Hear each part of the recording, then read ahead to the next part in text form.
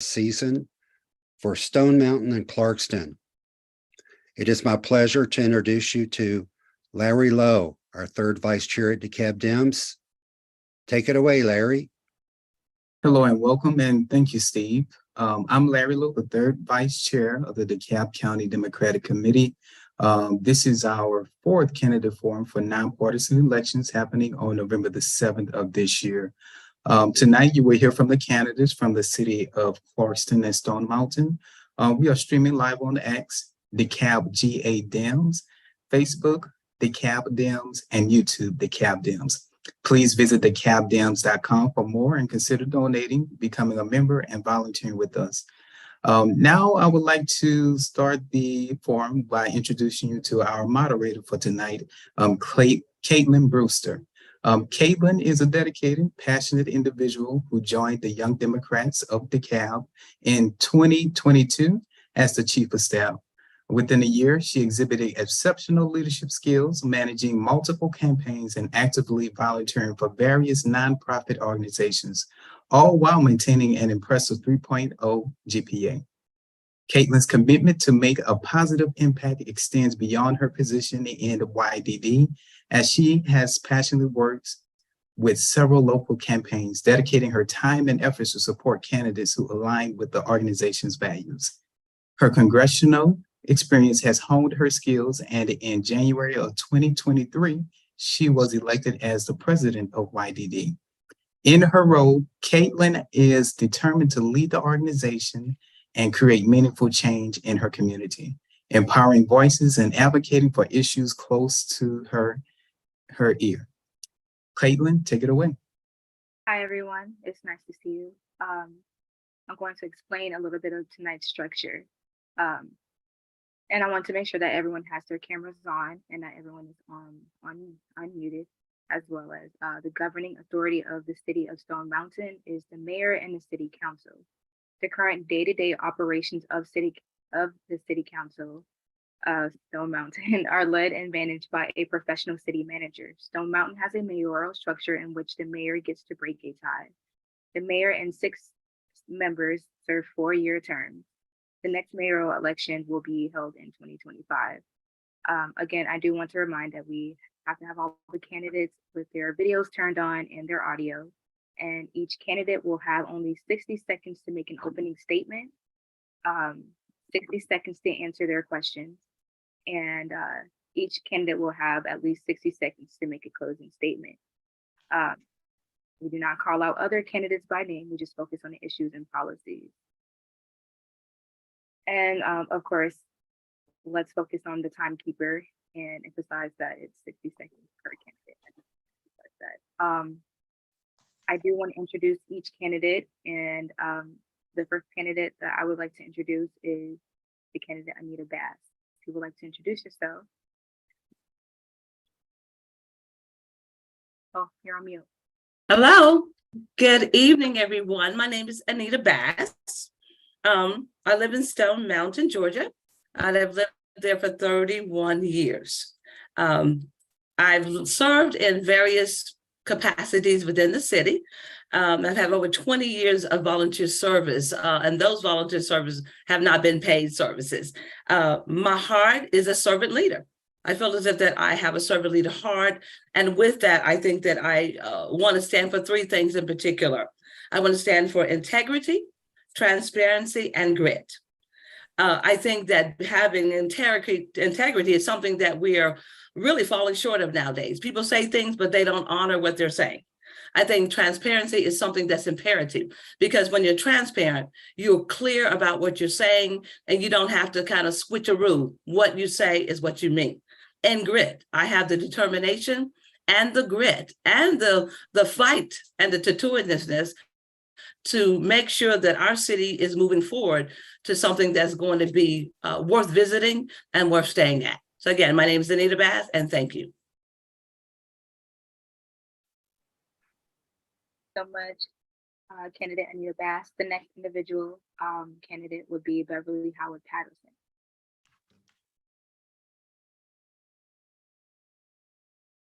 I don't see Ms. Howard Patterson, so we can go to the next.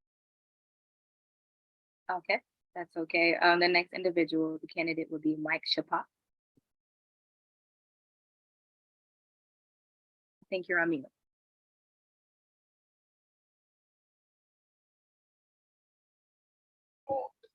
Hello, can you hear me? Yes, we can. Hi. Um, I'm having trouble with the audio here. Sorry for that.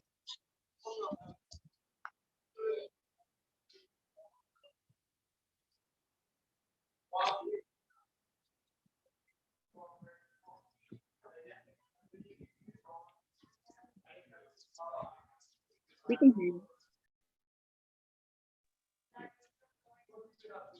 It appears to be unmuted. Is that better? Your camera just turned off. Ah, is it back on? Yes. Defeated by technology. I can't really tell. It's not showing up here. I'm assuming you'll know a little bit about me. I couldn't hear the previous audio either. Hello? We can hear you. You can share your opening statement. Huh. My name is Mike Shapak. I'm a resident of Stone Mountain. Been here for about, 11 years. I'm progressive. I'm very much a believer in doing the best for the lifestyle and for the people who live in the city, as opposed to any other precept is the first one. Our first allegiance is the people who are making this a city, the voters, the ones who pay for all the expenses that the city uh, spends our money on. To that end, um, in my opinion, the city in the past has kept their eggs in a lot of different baskets. They have not wanted us to become a single city, and we're a tiny city. We're less than 10,000 people, less than 2 square miles. There's no reason we should have neighborhood allegiances to Mountain View, to Rockborough, to Shermantown. Yes, there are neighbors, our immediate neighbors, but we're all in this together. It's one boat, and it's time that we all decided that we're in the same boat and accepted each other as the companions that we are on this journey. I'm sorry, how much time do I have? Done. Done and done.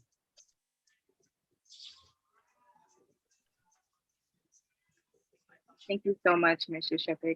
The next candidate is Council Member Gina Stroud. Good evening, everyone. I am Gina Stroud Cox, lifelong resident of Stone Mountain. I was married a couple times, so I did go elsewhere. But for the most part, I would say 40 years in Stone Mountain, where I reside in Shermantown.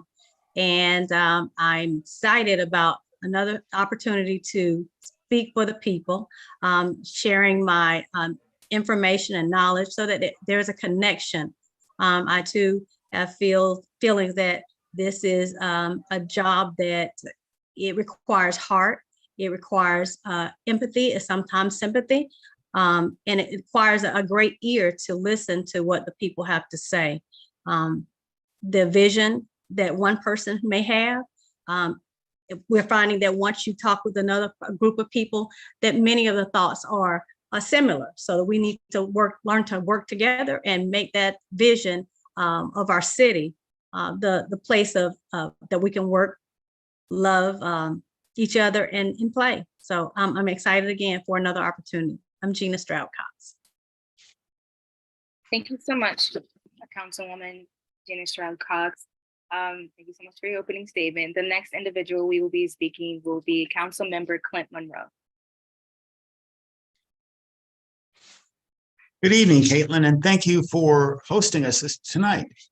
Now, in 2008 election, President Barack Obama told us that we are at a defining moment in our nation's history.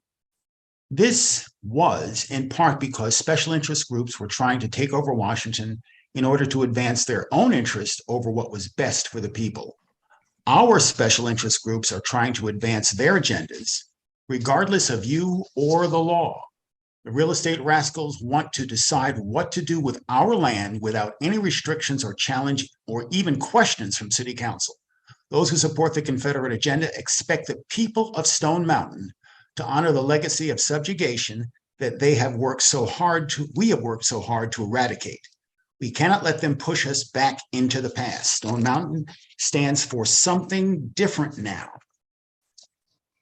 We serve as an example to the rest of the world that a city with a history of divisiveness can nevertheless come together and build a place that so many brilliant people have come to call home. We cannot let them define who we are for us. I'm Clint Monroe, and I stand for the people of Stone Mountain. No one is going to tell us who we are or where we are meant to go as a city except the people. And I'm ready to continue fighting for your voice as we grow together in the town we call home. Thank you so much for your opening statement. The next candidate will be Mark Marianos. Thanks so much. I'm Mark Marianos. I'm also a resident of Stone Mountain. I've been here for a couple of years and have been active in the community since I've touched down. I'm running on three large principles, one being the concept of unity, two being the concept of promoting a healthy city, and three is action. I, like Miss Bass, I am also a servant leader. I lead with compassion and with the idea of always trying to improve every single day, being better every single day. I think that is a thing that we need the most right now in the city of Stone Mountain, and I'm excited to dig into it today. Thanks. Thank you for your opening statement. Next individual will be candidate Hannah Pizano. Hi there. Thank you so much for hosting this forum. My name is Hannah Pisano, and I'm running for City Council because I want to help my community and my city to grow. I want to listen to my neighbors, to address problems in our city. I'm a woman of action, and I will fight to ensure the best interest of the city, our community, and our businesses are the City Council's top priorities. I would like to focus on business development in our downtown area, infrastructure, and helping the community grow so that Stone Mountain can be the best it can be. Thank you. Thank you so much. All right, the next, can you hear me? Awesome, thank you so much for your opening statement. The next individual that will be speaking with their will be candidate Grace Kelly. Good afternoon. I feel uniquely qualified for post 3 because I've lived in Stone Mountain Village since 1996. I've gotten to experience our ebb and flow as a city, specifically our businesses and event schedule. I've attended our schools, and these days I'm a dedicated civil servant at a Title I public school and a literacy expert. So I understand the connections between literacy levels and community issues. My educational background is also relevant to the position. I have a degree in business management and a degree in sociology. I'm a young, hardworking professional who's driven by research analysis. So I'm passionate about our city. I attend City Hall meetings regularly, and I've written my fair share of petitions. So I'm active and excited. Thank you. Thank you so much. The next individual would be candidate Richard Mailman.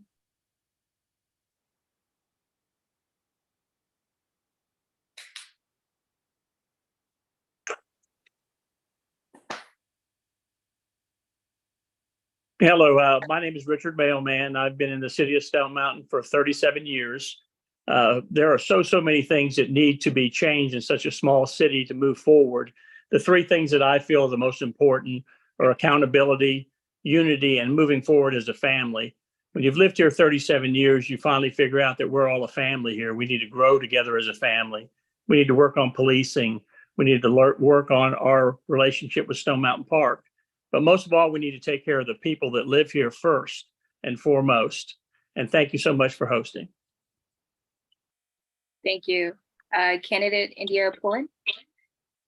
Good evening. My name is India Pullen. I'm running for post 3. an open seat for the city of Stone Mountain.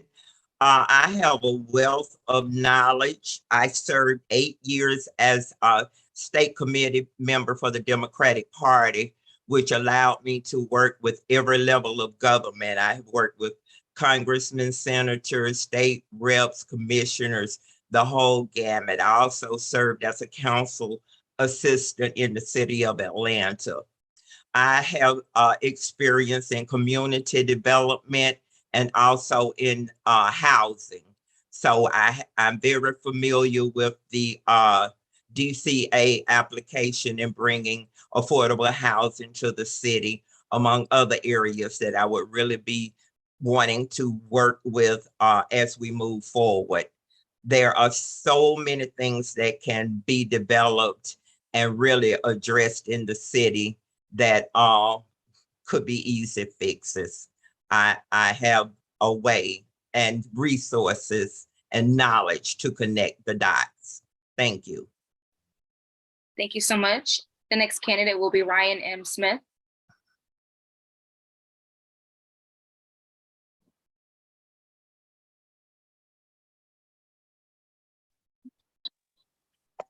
Good evening. My name is Ryan Smith. I am running for City Council Post 3. I have lived in the city for over 20 years, and I enjoy the people that, all the people that I've met. I'm presently a member of the Historic Preservation Commission, and I have attended city council meetings for over 4 years on a regular basis. From that experience of the council meetings, I can see the problems and successes that we've had. And I know that with my knowledge of that, I can hit the ground running when elected. Thank you.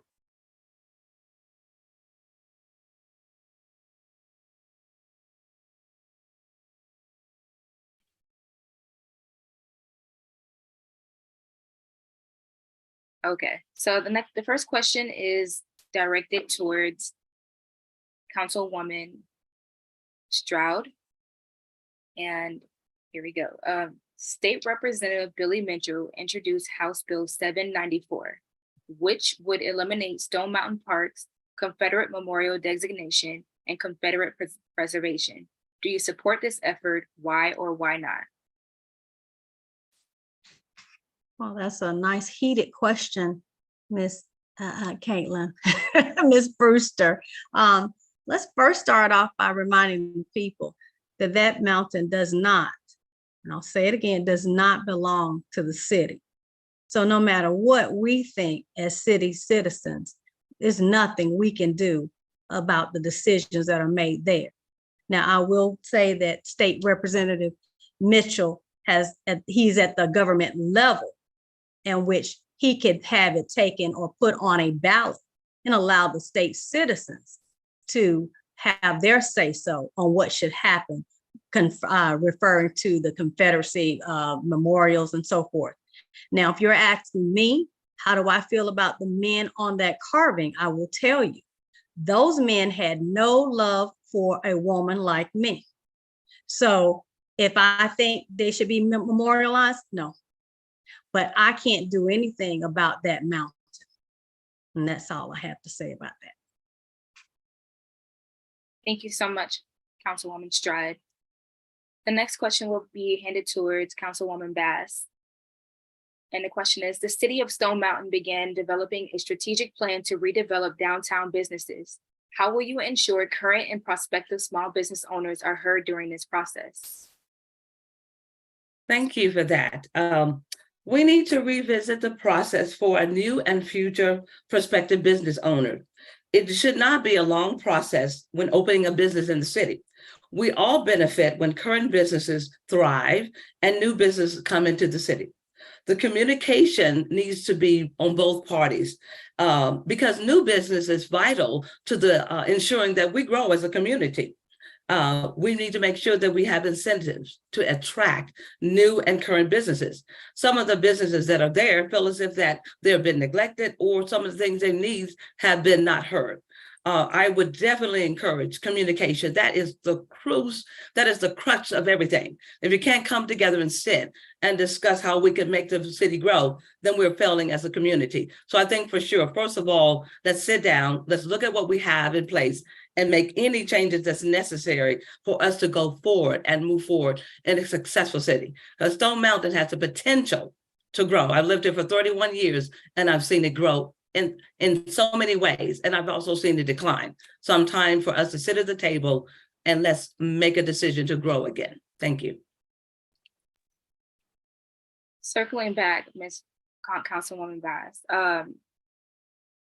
with the question in regards to Stone Mountain Park's Confederate Memorial designation. In regards to State Representative Billy Mitchell, he introduced this House bill and it would eliminate the Stone Mountain Park Confederate Memorial. Do you support this effort? Why or why not? That's a very interesting question, because regardless of anywhere we go, we're going to have people that are going to be negative, opposing it, and there are going to be people against it, right? So nobody's going to be happy. But let's look at the whole picture of that. During that era, first of all, it was the Daughters of the Confederacy that put up that particular monument, so to speak, right? And that was based on their being the daughters of the Confederate soldiers. However, we got to start looking at, was it a positive effect or was it a negative effect? We're not at a place, but there's so much negativity going on today. We need to look and come to the table again and discuss how it impacted people. A lot of African Americans were slaves and coming out of slavery, right? And so a lot of people are affected by that. So we don't see nooses in the communities anymore. That was a negative impact when people were hung. So we need to say, listen, let's start looking at it and saying, how can we make a positive impact, whether we keep it there, leave it there, but we've got to make sure that what we're doing going forward, that we are coming together as a unity. We're a diverse community. We're not a single community. We have a multiplicity of cultures. And we need to make sure that when children come see that park, they ask that question, is it a positive impact or a negative impact? And that would be my conclusion of my answer to that. Thank you. Thank you so much. As for the next candidate, candidate Beverly Howard Patterson. Are you with us? No? Okay, so we're moving on to candidate Mike Chippa. Are you with us still?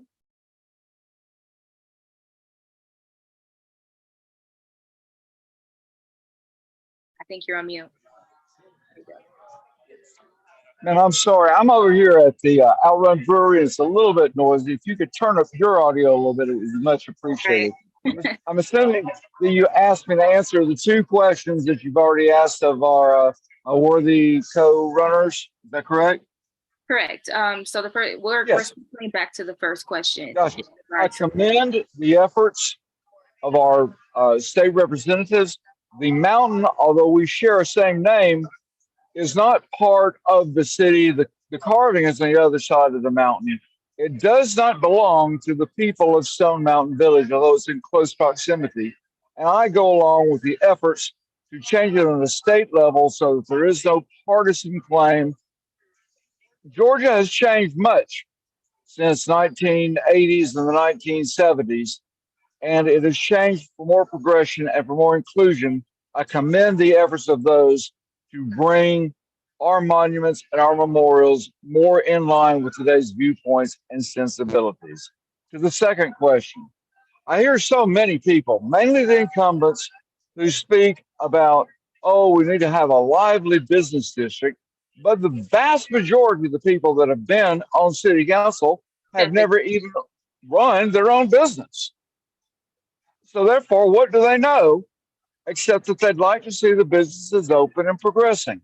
My belief, if we make Stone Mountain a good place to live, good people will live here and good people will attract these businesses. We're never going to be a destination. We're not even Phipps Plaza or the older generation. Today, so many people do their shopping on Amazon. or by wire. The only way that we can be a success in our businesses is one of two ways. Either number one, the businesses serve the need of the local community. A good example is the Dollar General down the street, which is probably the most single successful business in Stone Mountain. However, our city council, some that live very close to it, have decided in their wisdom not to include streetlights on the streets leading closest to it, not to include sidewalks.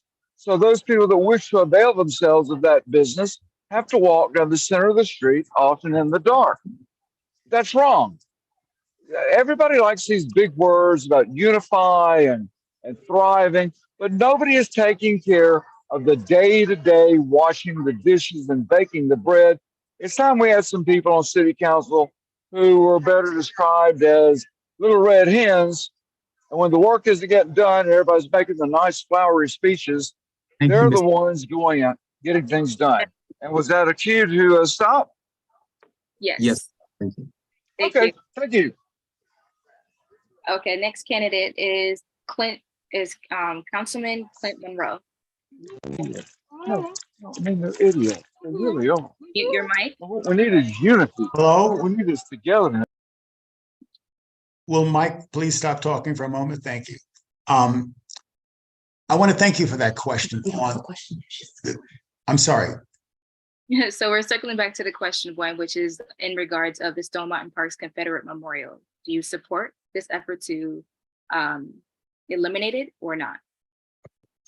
First, I want to thank you for that question so much because it's incredibly relevant at a time when they are changing to reflect a different history of slavery in this country. It is more important than ever that we preserve the truth. The language in this bill would remove the words like bravery and heroism from being associated with people who fought to keep many of my ancestors enslaved. The supporters of the Confederate agenda want us to all cling to the honor and legacy of an ideology that is so clearly harmful to the citizens of Stone Mountain and all the progress we have made so far. And they have a presence in our community. I have always stood firm on this issue. And in fact, I had the honor of taking down the street sign named after the Grand Wizard of the KKK, Mr. Venable, 3 years ago in January of 2020, when I was just 3 weeks in office. A significant role in renaming and honoring Black females, a mother and daughter who were truly good souls and made a major difference in our community. I will never waver from this position on council. We need to get the old names off the city streets and honor the people who served our city gracefully. Eva Green and Mamie Lane. Thank you so much. The next candidate would be Mark Marianos. Thanks so much. Yes, so this issue is incredibly sensitive and complicated. I think it requires a lot more time and respect than a 60-second answer can afford. The mountain, as many have stated before, is a state issue. It's outside the purview of the council. So to conclude, my commitment is to focus on areas that I can influence as a council member. Examples of this include rebuilding our infrastructure, to ensure to ensure equity throughout the city. We need to focus on areas that require the most need first. Examples of these are Shermantown, JBR Road, and Shepherd Road. Thank you. Thank you so much. Next candidate would be Hannah Pizzano. All right, thank you. Am I answering the same question? Yes, ma'am. Okay. I agree. This is a very sensitive topic, and I agree with what this is proposing. I think of a memorial as something that honors someone heroic or that has done something great for our world, our country, and those men on that mountain are not men that have done great things nor should be honored. I think this proposed these proposed changes could do a lot of good for the park. And while yes, we as potential city council members could do nothing to really change this, I think these efforts could help rebrand the park to a much more positive place. The only thing I worry about with changing anything is when we try to cover up something bad that has happened, we can't forget these terrible things that have happened in history, because that's the only way we can learn. But I think changing, they shouldn't be selling Confederate memorabilia in the store. This is a state park. So I think that there's a lot of good that can come from these changes if this is set in place. Thank you. Thank you. The next candidate would be Grace Kelly. Hi, so this bill did die in committee, but it's going to keep coming up for obvious reasons. The modern use of Stone Mountain Park is for recreation, and I think that the overwhelming majority of citizens have little to no appreciation for the Confederate monument. I would support this bill if it weren't dead for several reasons. Living in proximity to a Confederate monument is quite literally dangerous. In the 25 years that I've lived here, I've seen numerous violent clashes. We've also seen, the park has seen financial repercussions. Marriott pulled out last year, and several investors have pulled out, citing the Confederate monument as too controversial to invest in. So that's something that does affect us as a city, both from a safety standpoint and an investment standpoint. I think Stone Mountain needs to be a cautionary tale to anybody who wishes to appropriate a beautiful landmark, a beautiful natural landmark for political reasons. Thank you. The next candidate would be Richard Mailman.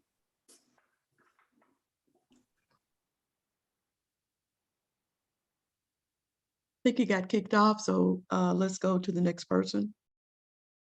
Candidate India Pullen. My thoughts on the monument. I have older brothers, and I can remember when my oldest brother broke his arm running off the mountain.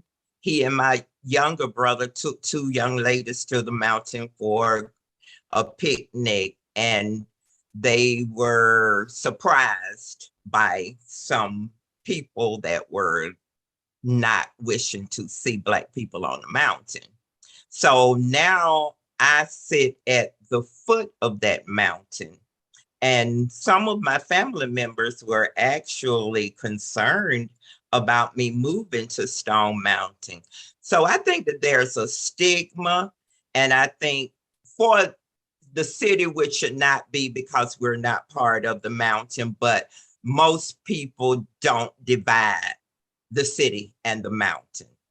But for the Confederates or whoever, find a place and that you can feel comfortable about memorializing your people, but not on a park here in Stone Mountain.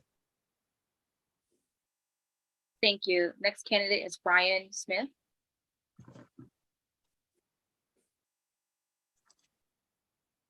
Yes, I would like to comment on it. When I first saw the question, and I was trying to understand the relevance to the city council election. The city of Stone Mountain is not a part of the state park. The state park does a lot for the state.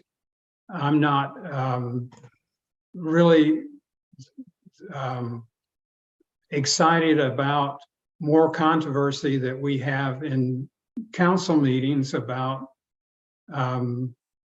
where we've done unfairness to other people, where some people have done unfairness to others. I'd like to see us listen to our citizens better and move forward and get things done. I think we have gone through Confederate flags at the cemetery. We've changed road names in the city, but it hasn't done anything for the people of Stone Mountain. And people of Stone Mountain are wanting to see changes. They want to see their stormwater drains fixed. They want roads repaired. We spend a lot of time in this area, and I'm not sure we're making much progress. Thank you. Thank you. Candidate Richard Mailman. You're on mute. Now? Yes, we can hear you. Oh, I think you're going in and out. Better now. Yes, we can hear you. Yeah, the question about Stone Mountain Park, one thing is I do have a contract with Stone Mountain Park and do a lot of work for them. It's a very good park. Many people have said it is a state park, but I do believe, because it does influence us a lot and we are citizens of the city and the state of Georgia, that we should have an impact on what happens there. I have a lot of respect for Mr. Mitchell. I do think that we should absolutely decide through the whole state of Georgia what we decide to do at that park, because it will influence a lot of people, a lot of very good people of many colors, many religions, many great people work at the park. Many great people come to the park. And I think that if they did something so drastic without there being a large amount of people swaying one way or the other, I think it would really hurt a lot of people. What I feel like about the park itself, the memorial portion of that, has nothing to do with what we should absolutely do. And I think what we should do is do some surveys, find out what the majority of the people in the state of Georgia would like to do, and then move forward instead of having hatred on one side or the other, which one of the candidates just did say. Thank you very much. Thank you. So we're going to move on to the next question. And this is for Council Stroud. The city of Stone Mountain began developing a strategic plan to redevelop downtown businesses. How will you ensure current and prospective small business owners are heard during the process? Thanks. That question, as you listed here, they develop a plan, and plan is a lot like a map of where you choose to go, and we've got to figure out how to get there. So I would first start directly speaking to those business owners and find out, as Maeve said, they have a say so, and they have said in different forums what makes this good and what makes it bad. But I'll also then go back to our downtown development group and ask them again, when you had a proposed business or someone who wanted to come in and for whatever reason they decided, I'm not going to make this a move to Stone Mountain, and or those that did finally get through to establishing a business, what were some of the things that impeded your progress?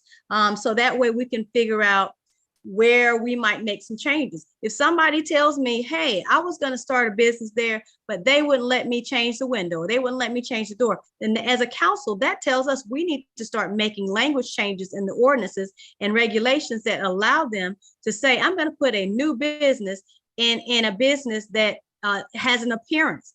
Other cities do it, but we are so stuck on historic that it doesn't allow us to move forward in a physical appearance. Sorry, thank you. Okay, thank you. The next candidate will be Council Member Clint Monroe. And the question, which question here? Okay, the question is, the city of Stone Mountain began developing a strategic plan to redevelop downtown businesses. How will you ensure current and prospective small business owners are heard during this process? Thank you for that question. Now, the businesses must have a voice in planning for a city's future. Folks who represent each small business deserve to be heard, and then we can work together to achieve our shared vision of where we can go with this for as many people as possible.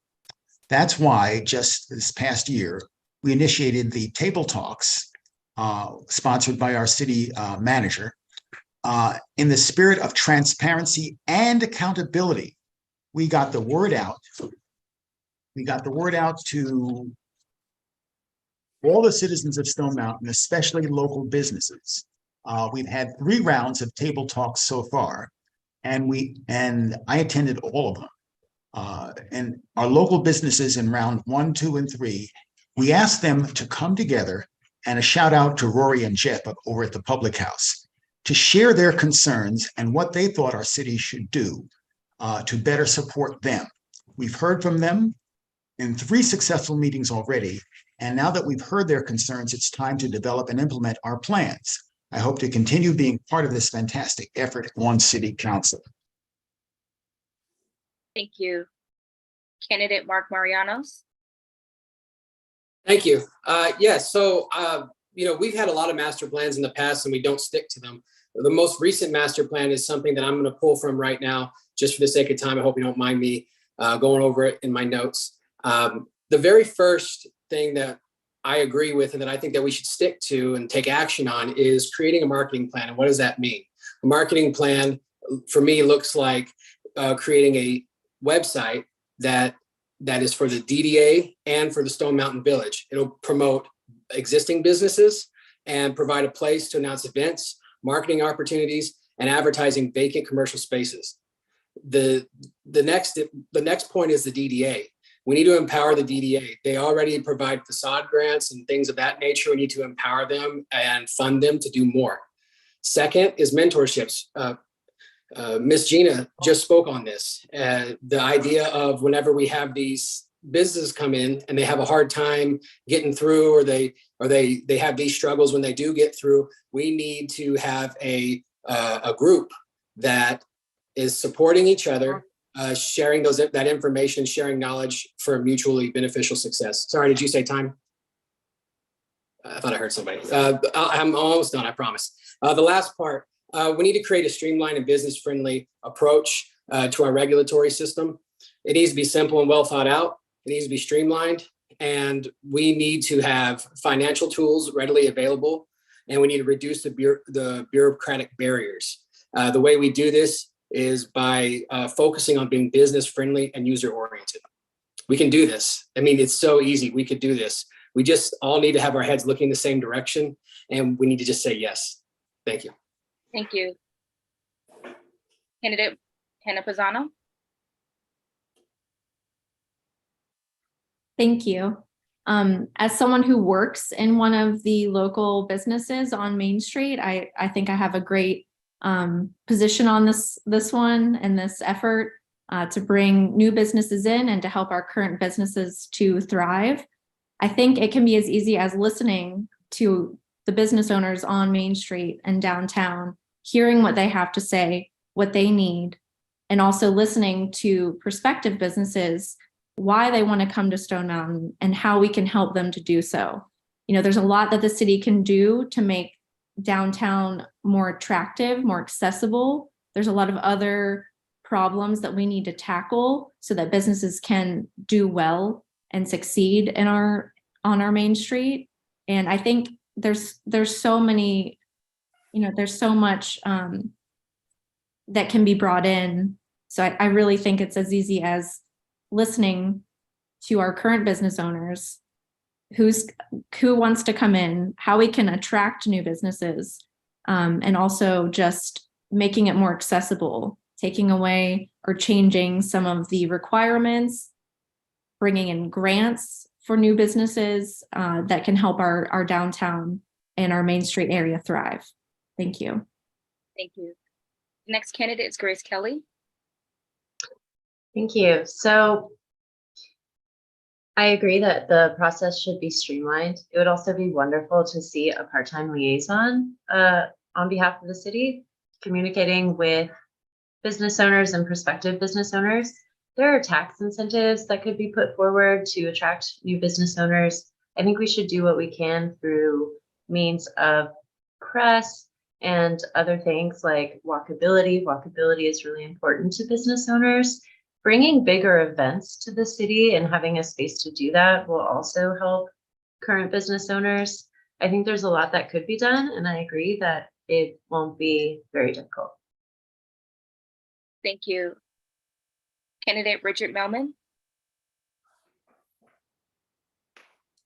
think you're on mute. No, we can't hear you. No, not at all. Not at all? There you go. Okay. I think the three most key people are the DDA director, the mayor, and the city manager. We have a weak mayor, which does not mean she's weak, but that she has the time to go out and do things in the county. We've always in the past had many, many problems with getting things past the county to be able to open up small businesses. With a city manager, she should be able to help us out with code to make sure people are code compliant, but make it easier. The process needs to be easier. And then the DDA director, and I think they have been trying to do so because we have had several small businesses open over the last couple of years, is to find the better businesses that will be able to stay on a longer time frame. And I think one of the big key things also is to find out what the community thinks they need here. If the majority of the people think you need more restaurants, when they say that that's how they feel, they will frequent them. And I think when you have a lot of people active in our businesses, then businesses will want to come. Thank you. Thank you. Candidate India Pullen. Well, I do agree that marketing is very important and bringing events into the city. There are several people in the city that do frequent some of the businesses, but I would also like to see on the website, which at this point, I'm very impressed with what is happening with the website for the city now, because it is much, much better. But I think if we can broadcast the businesses, I was going to get my computer fixed, and I was actually sitting at the light wondering where could I go, and it's right in front of me. So when we start really gauging what's happening in the city, having it on the website, you can come to Main Street for X, Y, and Z, and people can have that. I also want to put a resource page on the website for resources that are available for seniors. I do enjoy the idea of grants for small businesses. There are so many things, entertainment, activities that can come into the city that will engage most of the businesses that are here. And I would love to see a streamline of what's happening with I have heard several people that have really had a hard time coming into the city. Thank you. Thank you. Next is Ryan Smith, candidate Ryan Smith. Yes. The main function of the DDA is to help bring in small and medium-sized businesses into our city. The city has defunded the DDA, so they do not have the same power as they had before, and they do not have the same amount of course, money to help some small businesses. There is a individual committee in Stone Mountain City called Boost that will help small businesses when they're in needs of a new sign or well, not necessarily signs, but a restaurant, for example, that had something that broke that they needed emergency funds for and they didn't have it. Boost would help them and do that. But the biggest issue is the DDA. That's their function, and they need to be a strong organization in the city. And for some reason, the council doesn't feel the same way as I do presently on that. So I'd like to see us work together and come up with a way to get the DDA back into full strength so they could help. We have a new business that started up. I mean, that has. It's time. Okay. So anyway, all I was going to say is we could help small businesses with the county. Thank you. Thank you. Okay, so this question is rerouted back to Councilmember Stroud, and it's our final question. The city of Stone Mountain has received money from President Biden's American Rescue Plan Act of 2021. How should these funds be used?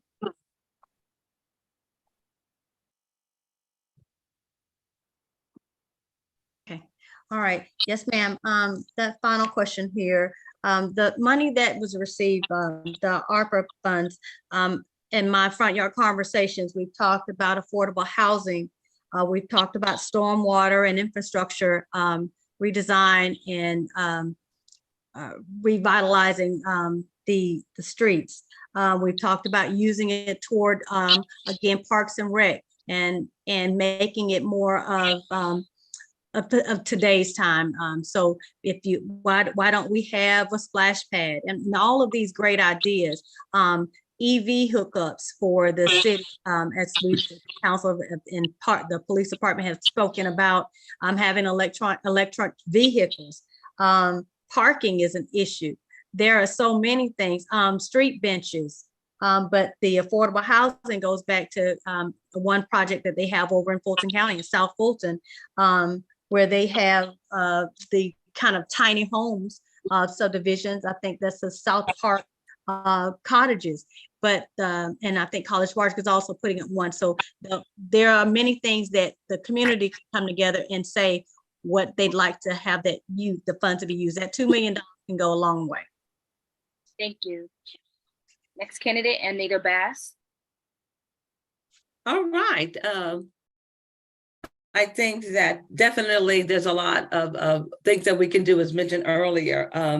I think Stone Mountain received, if it's $2 million, but I read that it's $1.1 million. That money has to be used by the end of 2024. As we mentioned earlier, there's numerous of things that need to be done. Again, we definitely need to look at the city infrastructure. As I mentioned, we need to look at the stormwater drain issues. There are a lot of sinkholes in the community. There's a lot of flooding in a lot of residence areas. We need to give the downtown a complete facelift. It is in need of a facelift. I lived in Germany, and in Germany, small villages such as downtown have these beautiful, picturesque places with beautiful colors. I think we could do that. I think from safety concerns in the community. Also, we know that the flock safety business has done an amazing job in finding criminals that's come through cities and towns and stolen cars and a lot of crimes. So I think we definitely need to do some things as far as our safety is concerned for our community. Also, we need to preserving our history communities like Shermantown. Shermantown is a historical site that's been neglected, and we need to really take some of that money and put the spotlight on the history. And those residents have lived there, and the legacy, and what we could do to have pointers and directorial markers to show that that area is such a vibrant part of our history, and we don't want to neglect that. So I think that that money can be used in so many ways, but we have to use it by the end of 2024. Thank you. Thank you. Next candidate, Mike Shepard. We can't hear you. Hello,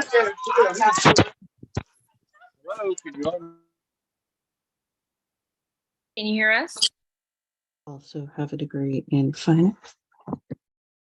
Is it still muted? No, I can hear you. Oh, damn.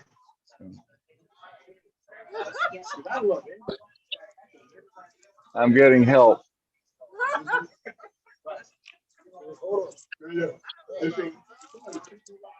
We can hear you. We can hear you.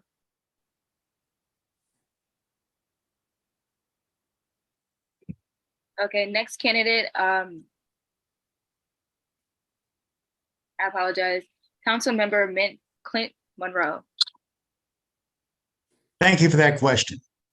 The American Rescue Plan, the ARPA funds, we have no problem coming up with a really good plan to use those funds very, very wisely.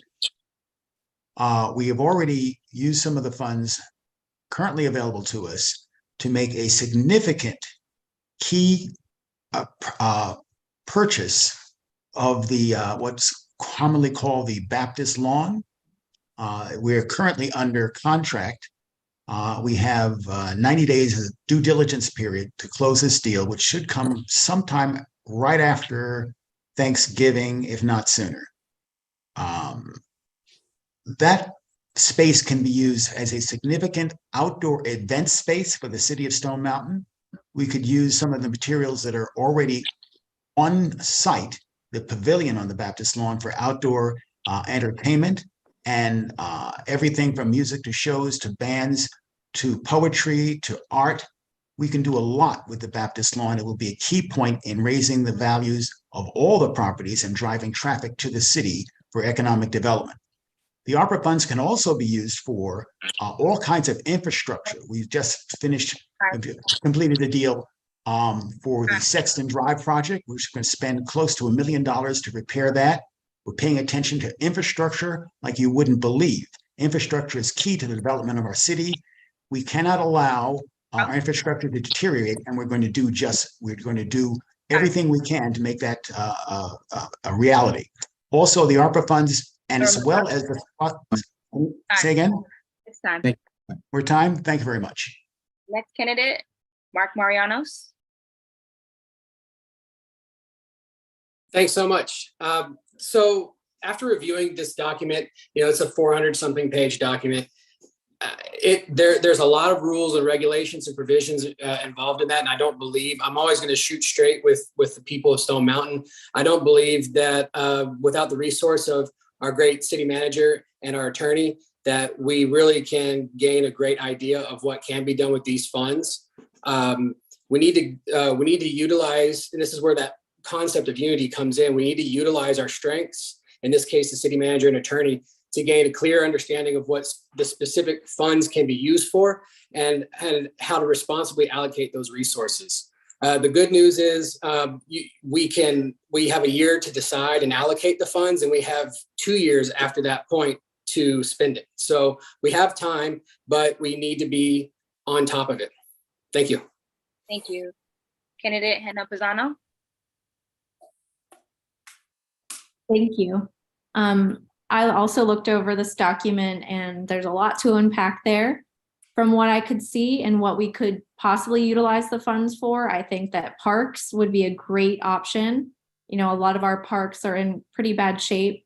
I also think that giving funds to our police department to give them some new technology and things that they can use would be a great use.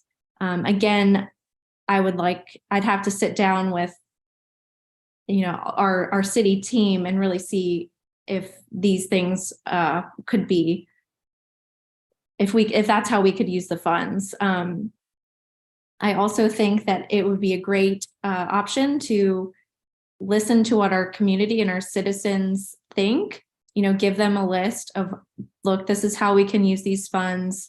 How would you like to see them used? Because I feel that so often there's all this money that the city has between SPLOST and this money that, we make these decisions, or the city council makes decisions, and the citizens don't have much input. So I think that we need to act on this and make sure these funds don't expire, and it could do a lot of good for the city. Thank you. Thank you. Next candidate is Grace Kelly. Yes, thank you. According to the National League of Cities, there's 2 things that cities are primarily using ARPA funds for. The largest is public green spaces. So $583 million of ARPA funds are being dedicated to that in cities of our size. The second biggest is going to be sewage and water systems. They're spending $308 million of ARPA funds on that. So I believe it makes sense for us to follow in step with those 2 things. I think cities are realizing this is a huge opportunity to change the map of their city using these funds. And that's not an opportunity that comes around very often. So I believe these are the 2 best ways to use these funds. Thank you. Candidate Richard Melman. Can't hear you. Can you hear me now? Yes. So we should have a ton of money still in the SPLOST for parks that we have not used yet. So I think that sort of takes that out of play. We should be utilizing that money. And I agree, we don't have a long time to actually come up with a plan to utilize the money. The first thing that I would think would be infrastructure. Living in the city as long as I have, over the last 2 or 3 years, a lot of the people that I have communication with, and I have a small business that has a lot of communication with people in the city, And the biggest thing would be infrastructure, in my opinion, to make the roads safer, the water going into certain directions, which we've not fixed in a long time. And most of the United States is in that same, unfortunately, in the same situation. But we're a very small city, and I think the over $1 million should help out in a lot of that area. Thank you. Candidate India Pullen. You're on mute. I'm sorry. Hello. I like all of the ideas that everyone have for the money, but I would like to be on council to help unpack all of the grant money that is everywhere, any pot of money that we have anywhere. All ideas are good, but my personal pet peeve would be in rehabbing some of the seniors' housing that are in these historical areas that have bought these houses years ago, on the verge of losing them, can't keep up the yard and the maintenance. And most of this has been their lifelong dream. They do not deserve to have their property in a position where someone can just come in and decide that, okay, we're going to start taking houses. You cannot keep up your house. And when we're talking about infrastructure, then let's talk about piping in these homes and helping these seniors stay in their homes for the rest of their lives. Thank you. Candidate Ryan Smith. Yes, the way I understand, we have already spent or in the process of earmarked $1.1 million of the ARPA funds for the Baptist lawn, as was stated earlier. And there's a piece of real estate that's close to the courthouse that was recently purchased. And it was also used, ARPA funds are designated to pay for that. So once those two are done, I think we're down to somewhere around $600,000, and those funds could be used to put nice restrooms in our city parks. We always talk about our city parks, but we're not making progress on making them better. Thank you. Thank you. Candidate Mike Chapuk, are you still with us?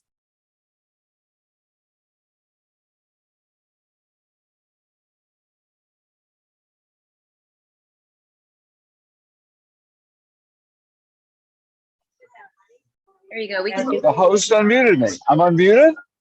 Yes. Oh, hi. Golly, is this our closing statement, or is this a question of what we should do with the SPOS money? It's on behalf of President Biden's American Rescue Plan Act of 2021. Stone Mountain has received money from them. How do you think we should distribute the funds? Well, number one, we should distribute the funds. They should go towards helping the neighborhoods. We've got at least $5 million in infrastructure damage to our stormwater system. There are no sidewalks. There are no lights. And to be honest, we had over, I believe, $2 million in SPOS money that's about to expire and go back. I don't know how many people here tonight go to our parks, but it's damn few, damn few. Our city is constipated when it comes to spending the money and having progress. And the main problem is we have no goals. No one has said we want to improve this street, this neighborhood. We will address this problem.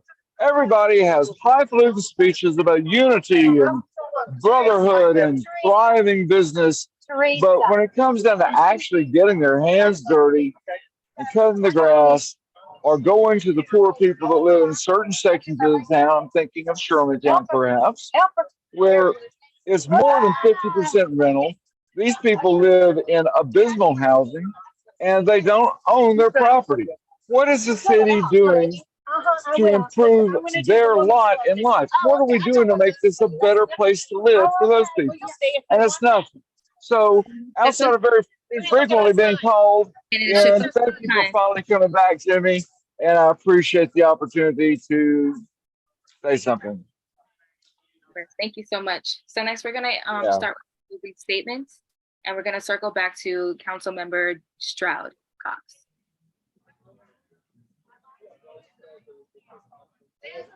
Ms. Brewster, are you asking me now for my closing statement? I was just lost in the shambles. I'm so sorry. Yes, ma'am. And I'm gonna take just 10 seconds. When I hear somebody say in Shermantown, they're so, oh, poor little people, that's kind of offensive, y'all. Because this is what we know as home. And if you don't like it, you know, again, yes, offer something, but it comes across like we are a third world country over here. And that is greatly offensive to me. I put my money where my mouth is. I make sure I invest in my properties over here. So when everybody's talking about Shermantown, all that good stuff, come over here and talk to the people. That maybe that's when you see them out and say, I'll talk to them, see what's going on. But it's not like, again, you're making it seem like we just have standing over there with a pot out on the side of the street. That doesn't settle well with me.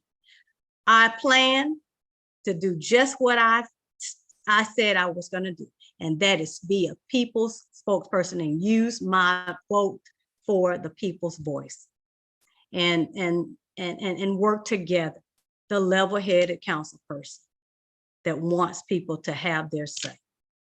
That's it. Yeah. Candidate Anita Bass. Thank you again for the opportunity. If I'm elected for the City Council Post 1, please consider me as your landscaper. A landscaper comes in and looks at your property and assesses your landscape issues based on unhealthy, non-productive, overgrown reeds and bad roots that dry and choke the environment, that stunts and prevents growth. I will be the City Council landscaper for our community that gets the job done and has a solution and action and plan to remove any toxicity in the soil. And I will be a voice that will plant beautiful, new and healthy seeds that will be alive and vibrant and will help Stone Mountain grow, because it has the potential with all of the different people, with all of the different backgrounds, with all of the different cultures. When we come together as one, we can breathe life back into Stone Mountain that it was years ago when I first moved here. It has the potential, it has the heart, it has the stick-to-itiveness, and if we come together as one, we can make our city thrive again. Thank you. Thank you. Candidate Mike Shippa. You're on mute. Unmute. Am I back? Yes. Great. Closing statement is not like a closing statement. I'm offering the chance to do things differently. Let's remember that whether they wish to or not, the incumbents or those who have been city council are running on their records. Look at what they've done. That's all I'm saying. Look at what they've done, and I guarantee you they will do the same if they are put in again. There might be people that try to flank. I believe in helping the people that live here, whether they live in Shermantown, whether they live in Rockboro, whether they live in Ridge Forest. That's why I have gone out and picked up trash in Ridge Forest. I didn't see certain people that are here tonight out there.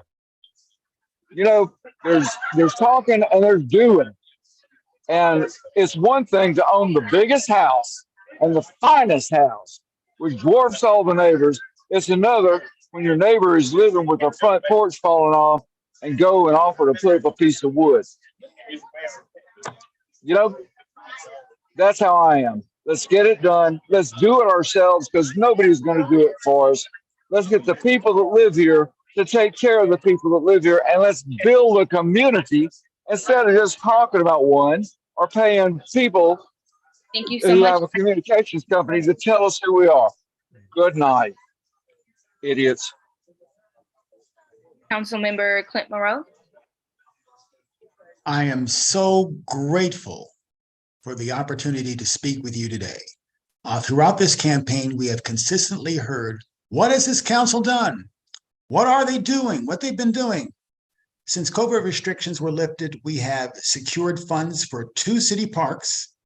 We've already done McCurdy Park, and the next one will be a kaboom bill over at Layla Mason Park, the most actively used park in the city's 4-park system.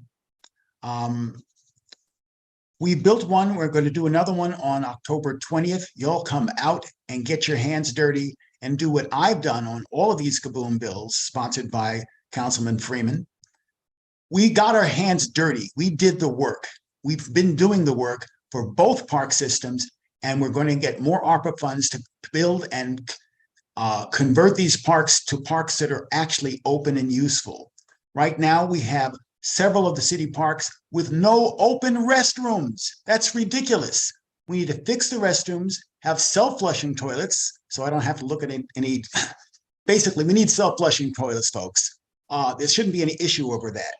We have secured the funds to build. We've actually gotten the funds to improve, double the number of security cameras. Some of them are flock cameras, some of them are more sophisticated cameras for security systems to make safer streets. We've also devised a plan to save the city 70, because we're having a lighting study that is no longer necessary because we've already done the work.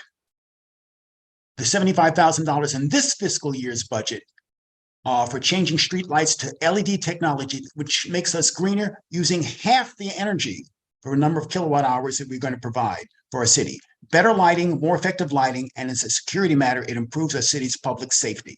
We're also working on initiatives to have tutors come to our public schools, especially Stone Mountain Elementary, where the reading level right now is dropped from 21% in 2020 that could actually read at the 3rd grade level, down to 19% that can read at the 3rd grade level. In fact, they're 2 full years behind at Stone Mountain Elementary.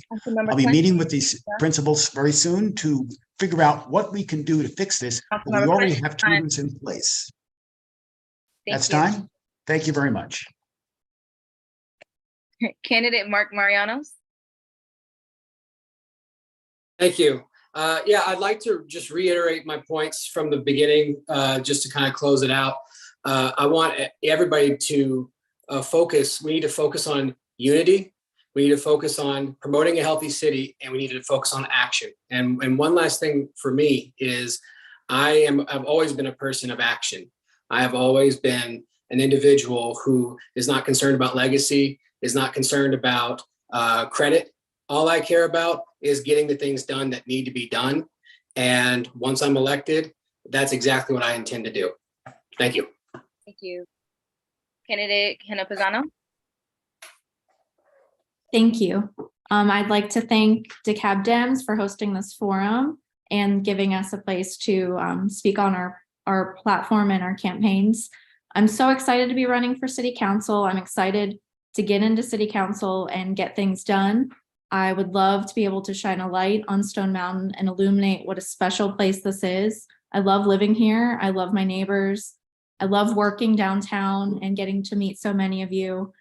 So I would love to be given the chance and just to have the community have faith in me to do what needs to be done for our city, our citizens, and our businesses. Thank you. Thank you. Candidate Grace Kelly. Yes, thank you for the opportunity to participate in this forum. Regardless of the outcome of this election, I do hope that the ideas we discussed tonight are implemented strategically and sustainably.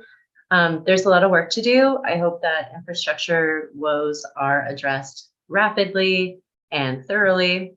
I hope that my answers have demonstrated acumen, authenticity, and passion, because I love this place as well. It is a great place to live, but it's not perfect yet. So for post 3, I think it would be great if you voted for me. Thank you.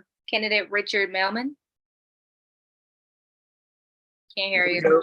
Sorry about that. Mine is very short and sweet. I think what we need to do is we need to find out what the voice of the majority of the people are. And I think we need to move forward on that. There are a lot of things that need to be fixed. There are a lot of good things that are here now. There are a lot of really, really, really good people, but we need to have more accountability. We need to have more unity, and we definitely need to feel like that we're all family, because you take care of your family. And as a group this small, in a town this small, we should all consider each other to be family. And thank you for letting us do this on your forum. Thank you. Candidate India Pullen. Thank you for this opportunity. It has been enlightening. I think that we all have some great ideas. It's just coming together and making them happen. I have done projects in other cities within DeKalb County that I would like to implement here in the city of Stone Mountain. I already have the format for what I want to do. They will be enriching for the city, for the students, for scholarships and things dealing with the elementary school as well. There are so many things I would like to do with housing, and that is improvements as well as new build. So just getting into the council and see where we can pull things together, because I really believe in grant opportunities and making relationships with other large companies that will be willing to come in and have been willing to come in. It's just making the connection. And I think I'm the person to make that happen. I want your vote. India Pullen, post 3, open seat. Thank you. Thank you. And last but not least, candidate Ryan Smith. Yes, I want to thank everyone who brought this together too. Also, my main goal is to help everyone in the city, not one area. We list ourselves as post, but I work for everyone in the city, and I am a little frustrated that as communication, as good as it is today, that when we ask for information from the city today, or return calls or answered emails, that doesn't happen. And I want to make sure that I can at least do my part and answer people's calls and respond to their requests as they ask for them. I want very much to make this city better. It's my home as it is of the rest of us here. And I just want the best for everybody. And I will be your person to ask out on the streets, and you won't have a hard time finding me. So vote for Ryan Smith, post 3. Thank you. Thank you. Thank all the candidates for your time. And I'm going to hand this back over to Larry Lowe. Thank you. Thank you, Caitlin. Again, welcome again to our forum, Mountain, and to Clarkston. I would like to thank the candidates from Stone Mountain in participating in this forum. We really appreciate your time and attendance tonight. Now we will move on to the Clarkston side of the forum. Again, this is a reminder that Election Day is November the 7th, and early voting starts October the 16th, and the last day to register is on October the 10th. So if you could visit decabvotes.com, and you'll find more information there. Now we'll introduce our moderator for the Clarkston side of this forum, Jade Gibbs. She's a senior at Georgia State University studying political science and past president of the DeKalb County Young Democrats. She serves the DeKalb Dems as a precinct captain, post seat holder, and state committee member. Jade is also active in our policy and legislative, bylaws, and data team committees. She is the chair of the DeKalb County chapter of the African American Caucus. Take it away, Jade. Hi, everyone. Thank you for attending tonight. I want to start off giving a little history for Tucker. Clarkston. The city of Clarkston functions under the council manager form of government. The system of local government combines a strong political leadership of elected officials with a strong managerial experience of an appointed local government manager. Since 1990, the city of Clarkston has served as a asylum for refugees from Asia, Africa, and beyond, garnering the title as the most diverse square mile in America. Within the city's 1.1 square miles over 69 languages. 1 miles and over 69 languages are spoken by local residents. Before we start the panel, I want to give out the list of rules. Each candidate will have 60 seconds to make an opening statement. Each candidate will have 60 seconds to answer questions. Each candidate will have 60 seconds to make a closing remark. And with that, I am going to announce the panelists for tonight. First, we have Councilman Howard Isisute, Councilwoman Hawkins, Dr. Charles Jenkins, Mr. Dean Summer Moore, and Mr. Mark Perkins. Thank you for joining us tonight.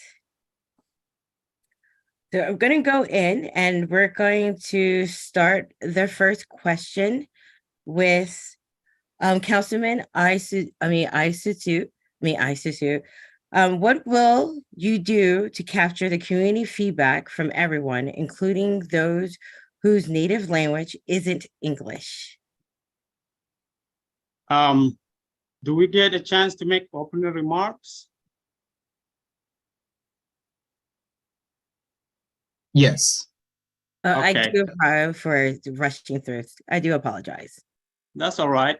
So first, I want to start by thanking the CAP Democrats for putting this together. My name is Awet Iyasu. I go by Howard, and I've lived in Clarkston for 21 years now. I'm a father of 4 kids. I'm a husband, and I have been serving as a council member for the last 8 years, out of which 5 years, 2018 until 2023, I served as your vice mayor. In 2020, I had the honor of serving or acting on the roles of the mayor, where I led all the initial pandemic response efforts of the city. Now again, I'm asking, I qualified to run for council to continue all the work that we started. I'm honored. Thank you so much again. Should I go ahead and answer the question now? Now I'm going to give each one a opening statement. I'm sorry, I rushed through the beginning. So next, let's have an opening statement for Councilwoman Laura Hawkins. Thank you. I am Laura Hopkins. I currently do serve on the City Council. I've lived in Clarkston since 2011, and I also work at Emory School of Medicine as a program coordinator for clinical education.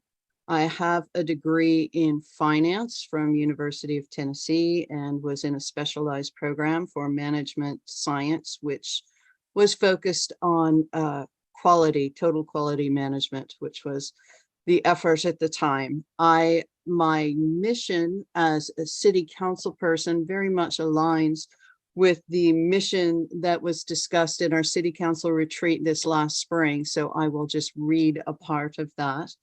To conserve, cultivate, and nurture all that is beautiful, healthful, and lasting, to help residents feel safe and secure, to build community and connection, weaving together and celebrating all the diverse people and communities of Clarkston, which does sound a bit grandiose, but is entirely doable when one knows how to work with the tools available to the City Council, working with the residents, working with our partners in nonprofits, Atlanta Regional Commission, and our other forms for communication. Thank you. All right, thank you. Thank you for your opening statement. So the next person I would like to have an opening remark would be Dr. Charles Jenkins. Thank you for joining us panelists today.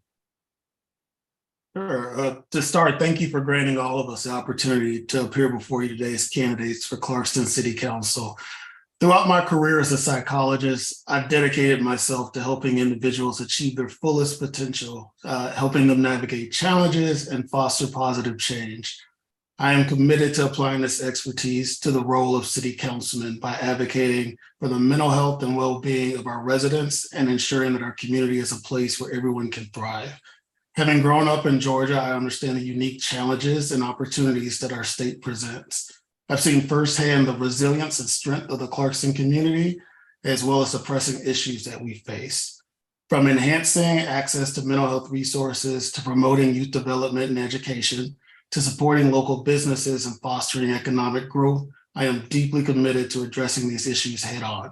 If elected as your city councilman, I will be an advocate for each and every resident by prioritizing transparency, open communication, and collaboration. I'll work tirelessly to ensure that our voices are heard and our concerns are addressed. Together, we can build a community that not only supports the physical infrastructure. Sure. Thank you so much, Mr. Jenkins. The next one that we have on our panelists is, is Mr. Dean Summer Moore. Hello. Well, I just want to, thank you. I want to correct you on this. Dean Sumner Moore, as in Charles Sumner, the great abolitionist who was fighting the segregation in the 1860s. I grew up in Washington, D.C. My father and my brothers went down to the Lincoln Memorial for the March on Washington in support of Dr. King. So I'm very proud of my middle name. And anyway, I'm a construction superintendent. I've built a lot of different projects. I've worked in hospitals, renovating patient rooms, new operating rooms, CAT scan rooms. I've worked in restaurants. I've built a lot of restaurants around the area. I've got 6 of them in Krog Street Market more recently. And I was on city council for 6 years. I was on 8 years. I was on planning and zoning for 3 years. And since I left office, I've been on the Historic Preservation Commission. So I'm very much invested in Clarkston. I've been here since 1997. We basically had a renaissance from 2010 until I got out of office. Some things seem to have stagnated now, and excuse me, Moore. I would like to be reelected. Thank you for your time, Mr. Moore. Next, we have Mr. Mark W. Parkins. Thank you for joining us today. Hey, thanks for having me. So when I was first elected, I ran really to create a culture of collaborative problem solving, transparency, and just really to encourage long-term strategic thinking in the city.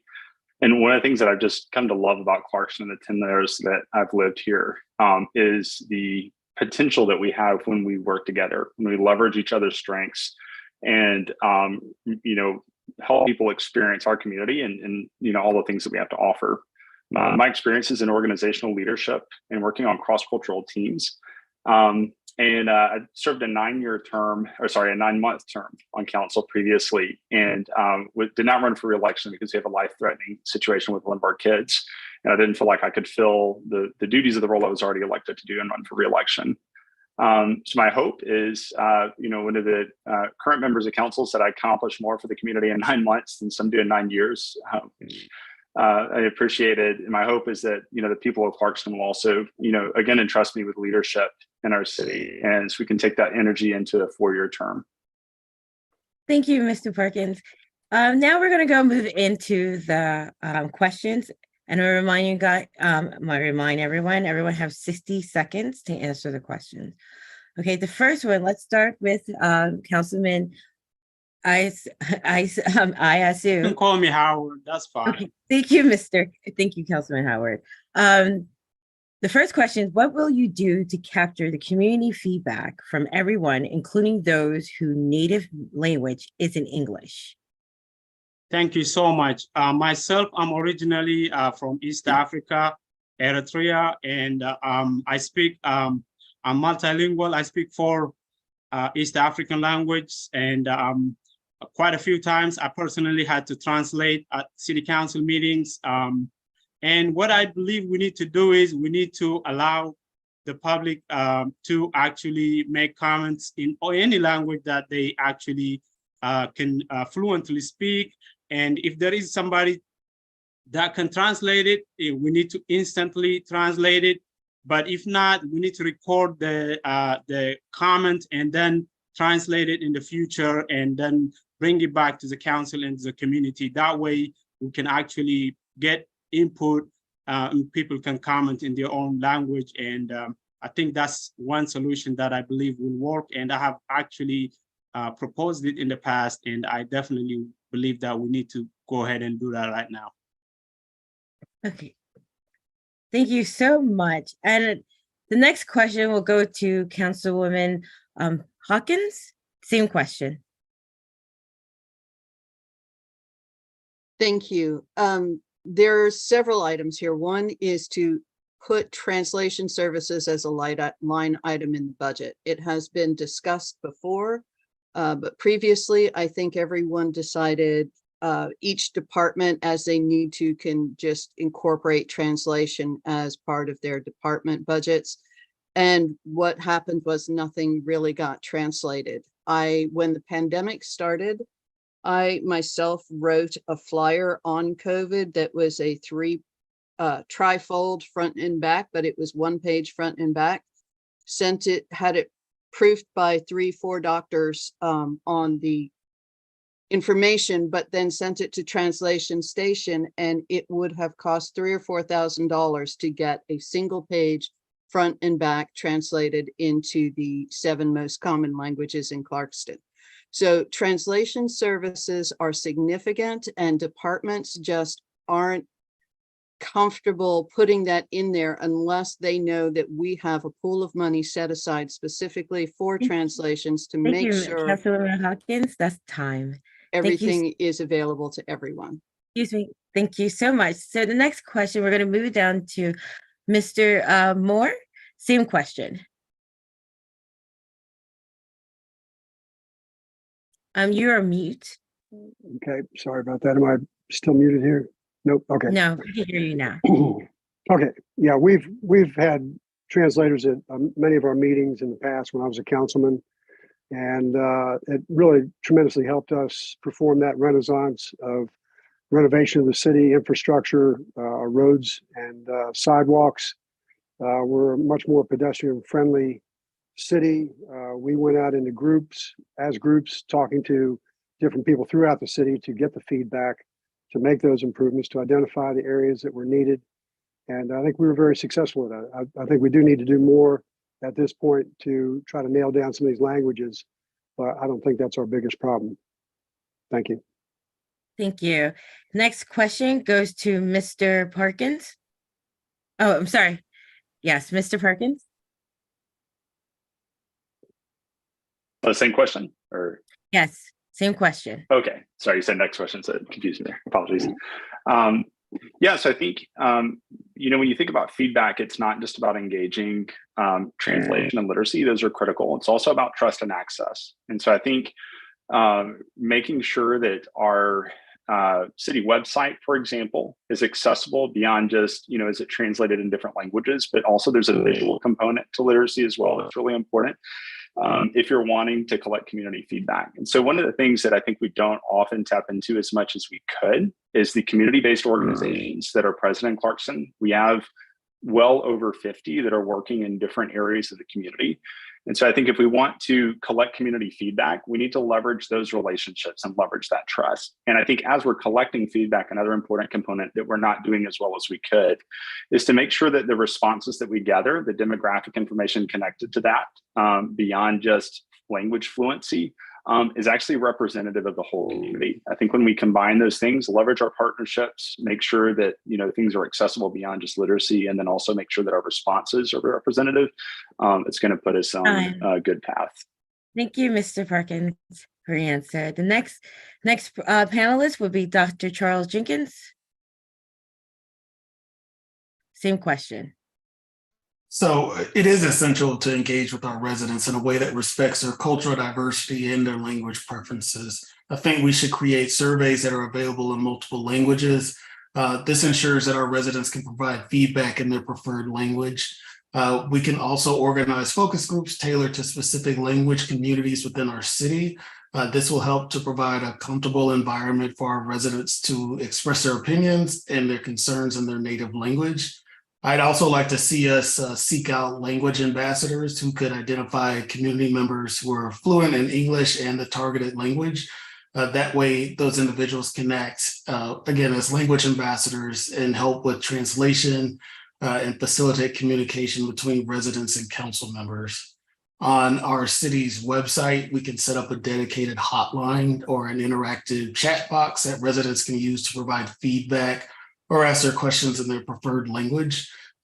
This would be helpful to our residents who may feel more comfortable communicating through these channels. Thank you. Thank you so much. We're going to move on to the next question. Next question will be, almost a third of Clarkston residents live below the poverty line. What is your plan to address housing and challenges for these residents? The first panelist that I will call is Mr. Mark Perkins. Yeah, so as a municipality, we're really limited in the number of options we have available to us, to address affordability and to address housing. We don't have a lot of control over rent. Really the only way to do it is through zoning or owning property. And so one of the things that I would like to see us do is look at a combination of solutions. I'd like us to see it, continue to increase our density in responsible ways. We spent about $100,000 on a professional firm to come in and reevaluate our zoning, and then basically threw most of the recommendations in the trash. So I think things like that are really a misuse of funds. I think when we begin to increase density and increase, the housing stock in the city, it's going to help us out. Really, until the General Assembly gives us more tools to work with, we're fairly limited by that unless we want to buy and manage the property ourselves. Thank you. Councilwoman Hawkins, same question. There are, this is very much has to be an out of the box solution to this, because as we were taught as kids, nobody gets seconds until everybody's gotten there first, which tends to apply to everything except housing, where some people might have 2 or 3 homes, and then some people are renting their whole lives and come to retirement with nothing to show for it. What people have said coming to city council meetings is they want to be able to buy a house. They don't want more apartments. They don't want more rentals. Even if they're cheap rentals, it does not help them, and they know it regardless of their language and background. The only solution that I have found that works, which would have to be done in collaboration, the city could assist with, is the use of land trusts, where a group of people come together, they buy the land, they build housing on it, and the people buy the house, but not the land. So what would otherwise be a $300,000, $400,000 house, they can get into for $80,000 or $90,000, and time. Ms. Councilwoman, time. The city can work with that. Thank you so much. Next, same question, Councilman Howard.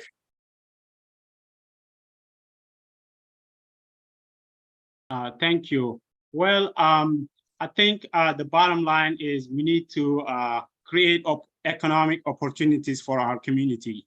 If you're going to solve housing and poverty, we're going to have to work with available resources in our town, such as working with UGA and institutions like Piedmont Tech on job training programs. We need to work with nonprofit organizations, especially resettlement agencies, identifying potential among new Americans. And also, we need to advocate for state legislation allowing for people who have certification in their home native country. I think there was a legislation that attempted it, but unfortunately, I don't think it made it last year. But we need to push for certifications to be actually easily transferred or made to be used here in the U.S., here in Georgia. Time. Thank you, Councilman. Thank you. Thank you. Same question, Dr. Jenkins. So I'd like to encourage the city to explore the use of subsidies and grants and tax incentives to support the construction or renovation of our housing options. I'd also like to explore housing and education counseling for our residents. This can help promote housing education programs and counseling services to empower residents with knowledge about their rights, their financial literacy, and the resources that are available to them.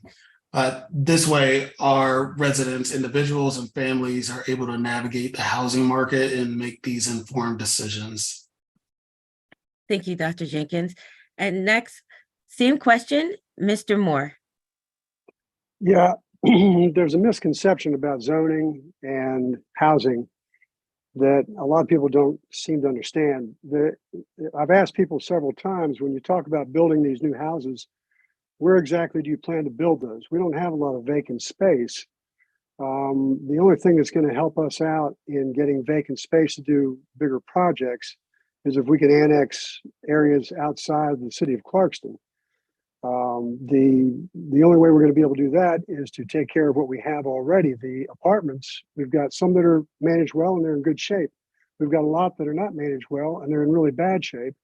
And that doesn't attract people to come to Clarkston with having that kind of front door, basically. If you're looking to move to Clarkston, you drive around, you're going to visit the apartments and you're going to drive back out and look for someplace else to live.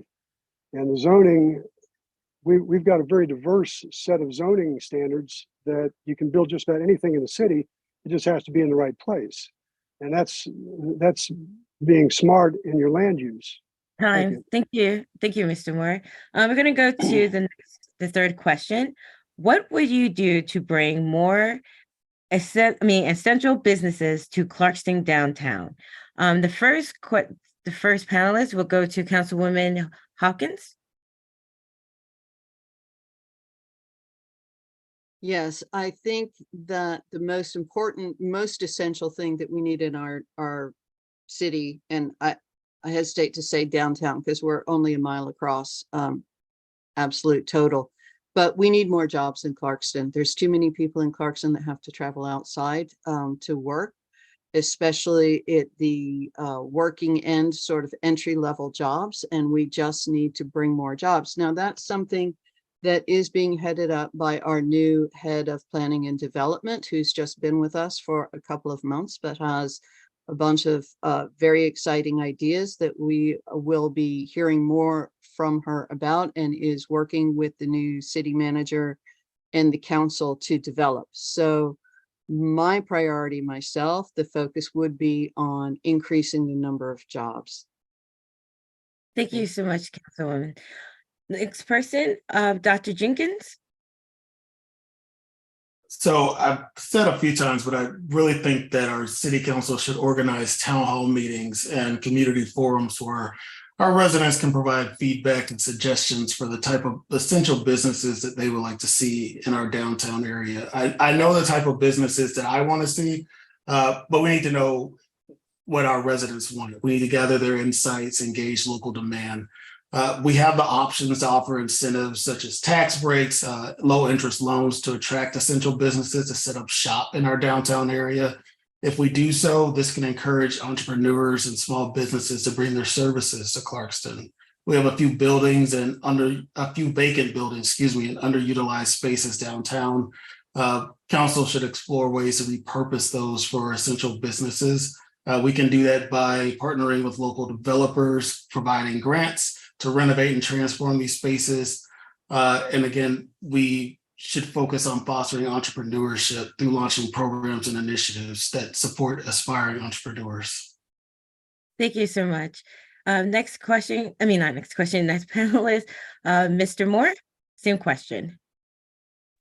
The strategy we had before was to take control of our gateways and make improvements in our streetscapes to make it a more inviting city. And like I say, the apartments are going to turn people away. We have businesses here that have been here forever. They're not expanding, they're not hiring, they're not changing. And where we do have vacancies, we need to try to encourage people to come in. And I applaud any efforts and any way we can do that. Thank you. Thank you. Same question, Councilman Howard. Thank you again. So we need to leverage on our existing local resources, and we need to market those resources. we also need to create an atmosphere of cultural tourism through arts, music, and food, through using all the different cultures in Clarkston. Currently, we have many restaurants in our downtown, but we have not been able to attract people from outside to actually go to these restaurants. So we need to learn from cities like Bronx. How did they actually succeed in making Italians and the Irish Americans make Bronx home, and how did they create these economic opportunities to them and to their community? So I think that would be a great way we could actually make Clarkston downtown very attractive to others from outside the city limit. Thank you so much, Councilman. And the last part is same question, Mr. Parkins. Yeah, so I agree. I think we do need to strengthen what's already here. When you think about essential businesses, we already have coffee shops, we have restaurants, we have grocery stores, we have convenience stores, we have medical clinics downtown, and a number of places to, wonderful places to eat lunch and dinner. And so I think, before thinking of, that there's nothing there, we do need to look at the businesses that we have and identify people that have a developmental mindset. They're looking to create jobs. They're looking to, provide a good customer service experience and highlight those. And there've been some efforts in the past to do that, but I think nothing's sustainable. A big part of this is making sure that we have healthy spaces to support people. Having, encouraging local business associations, encouraging, collaboration, encouraging, ways of sharing resources and communicating, it goes a long way. And so I think beyond that, there are some essential things we don't need. I'd love to see some of our abandoned buildings developed into places where people can bring their families and kids. Thank you so much. Next question. What actions will you take to focus on the I don't know how I can speak today. Pedestrian. Thank you. For some reason I cannot speak. I do apologize. And cyclist safety. And do you envision a local shuttle service in Clarkston? Let's go with this question, Mr. Moore. Yeah, I'm glad you asked me that. I've been responsible for several improvements in our downtown walkability. Road diet on North Indian Creek, which is actually outside the city. I wrote letters to the traffic engineers and people who I'd met through the Active Living Initiative, which was a study on walkability and bikeability. And it took about 3 years, but they finally did the road diet on North Indian Creek. There's a sidewalk on Montreal that used to be a goat path, and that's a big improvement with a pocket park. Thanks to Warren Hadlock for the pocket park.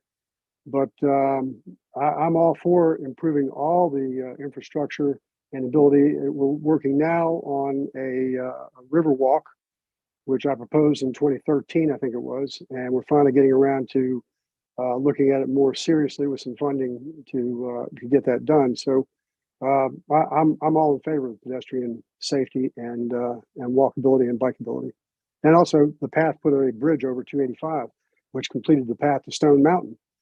From Decatur, which before it was just rough. Thank you, Mr. Moore. Same question, Councilman Howard. In the same light, I would say we need to continue the work in terms of sidewalks and pedestrian crosswalk lights throughout our city. We need to continue installing more throughout the city, and especially on the main pedestrian cross points. We need to continue educating our drivers to give priority to pedestrians. And we also need to educate our community how they can cross safely.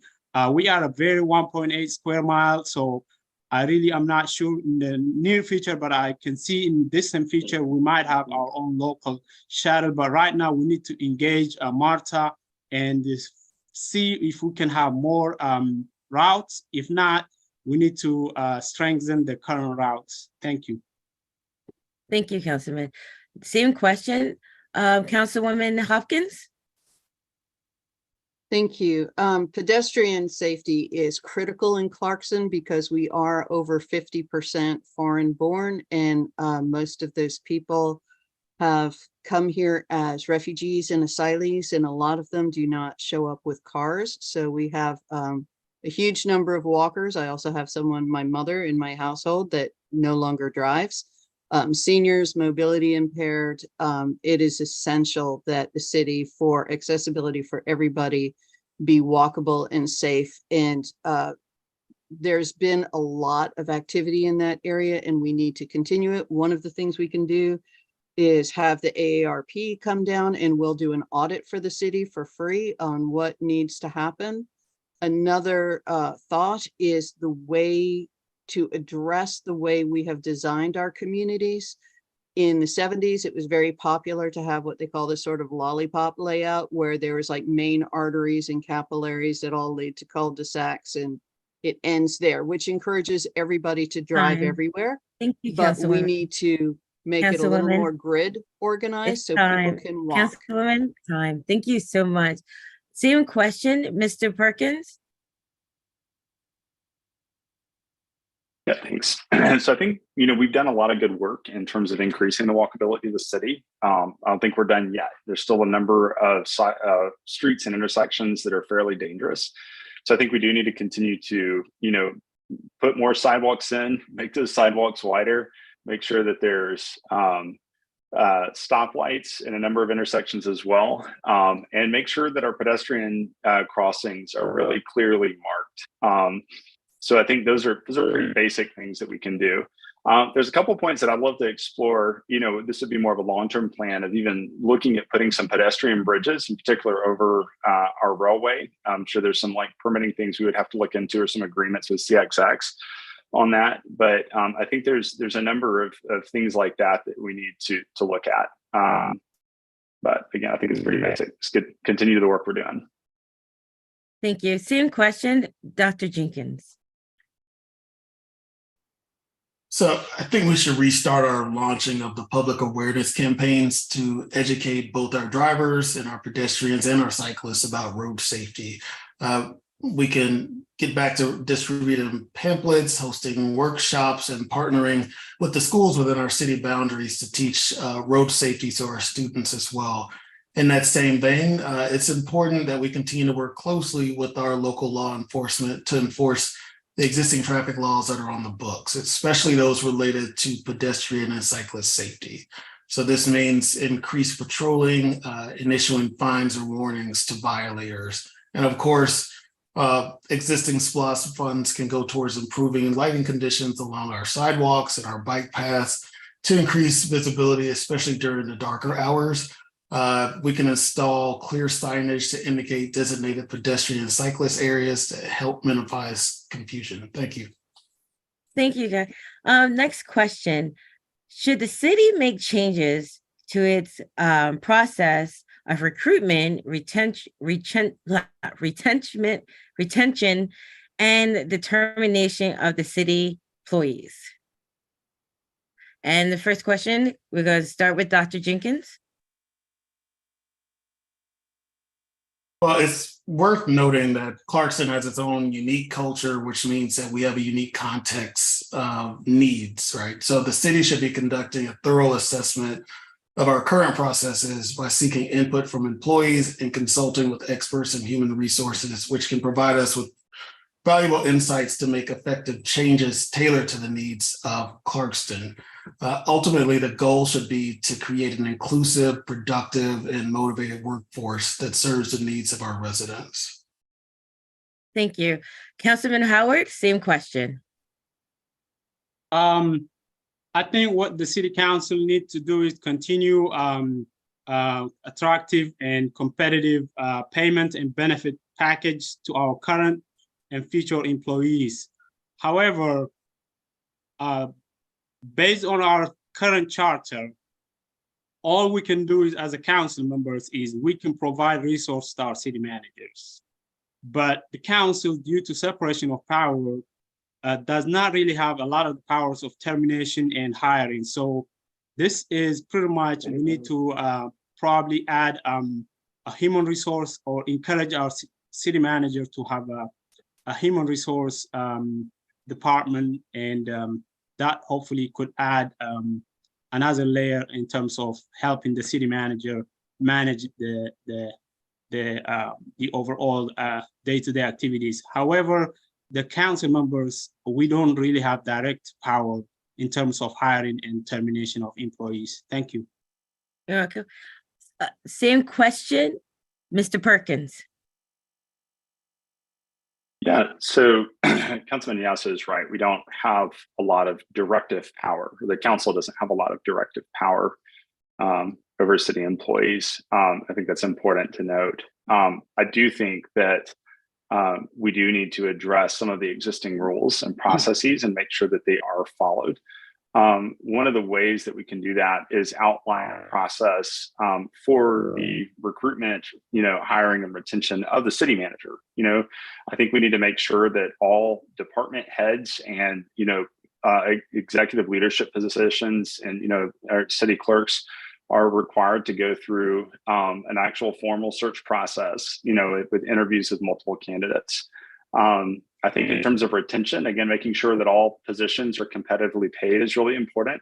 And then third, I think there needs to be whether this happens through an HR company or through modifying the city charter, clearly outlining a whistleblower and complaint process so that city employees know who to go to and when to go to them when there's an issue. Thank you, Mr. Perkins. Same question, Councilwoman Hopkins. Okay, as others have said, the city council actually has one and only one employee that it can give direct direction to. So I'm gonna have to combine questions 5 and 6 here with how would you handle creating a healthy environment for the city employees? And my rule is I have managed upwards of 100 people at a time. Now, this was way back in the day in the restaurant and hospitality industry. But my rule was don't ever expect your people to treat the customers any better than you treat your people, because it will pass down. So what I would expect for the city manager to treat her department heads, and thus the department heads to treat their employees, we should be doing for the city manager, which includes a very specific, well-defined job description, clear metrics as to what success in that position look like, and clarity on when there is not success in that position, a progressive discipline environment, and a third party access sort of ombudsman for the city employees. Time. Thank you so much. Same question, Mr. Moore. Yes, indeed. The human resource employee handbook should be revised just like anything else. It needs to be reviewed and revised from time to time. The council voted to raise the minimum wage to $15 an hour for new employees. And I'm afraid that that's going to become stuck in the quagmire and never be reviewed again. Like minimum wage for the country is $7.25. I think that when we pass these things, we need to also include in there a cost of living increase just for the minimum wage, and look at the other incentives that people need in their lives to continue their work and their dedication with the city. And I expect the city manager and department heads to instill that type of dedication in the employees that they hire. Thank you. Thank you, guys. That's all the questions we're going to ask today. We're going to go for a Q&A with any questions. For the closing remarks, let's start with Councilman Howard. Thank you again. It's been an honor serving this Clarkston community for the last 8 years. It's been an honor to me personally. It's been an honor to my family and to my community. I love this city. I love this country for giving me an honor to be a citizen with all its privileges to vote and also voted for. I have been representing this diverse community for the last 8 years and adding my unique perspective of being a new American. I can talk about my successes for so long time, but I just want to say I want to continue adding my unique perspective and continue the diversity of perspectives in the council. Thank you so much. It kind of went over. So I'm sorry, guys. So let's do Mr. Perkins.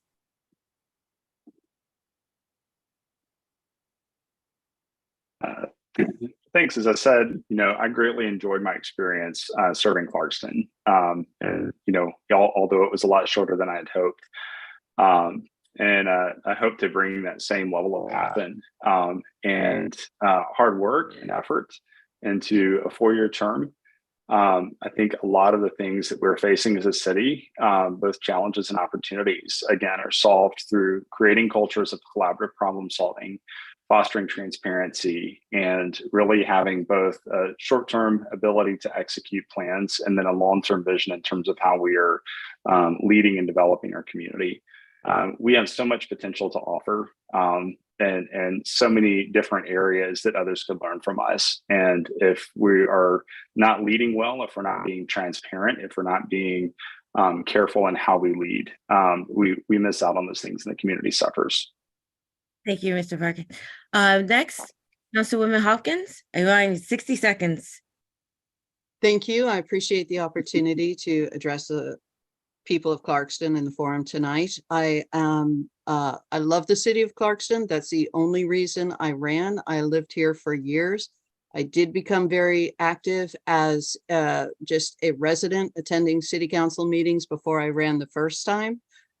If there are people who are running now for the first time who, to my knowledge, have not attended a city council meeting. So if you haven't, I encourage you to do that before you sign up, because there is a lot more fine details, learning details of LMIGs and SLOSS and various taxes than you ever wanted to know.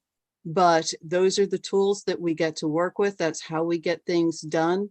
I do think that my focus on making the quality of life better for everybody in Clarkston, regardless of who you are, where you're from, what language you speak, can be a benefit to the people of Clarkston. And I ask you to vote for me. Thank you. Thank you, Councilwoman.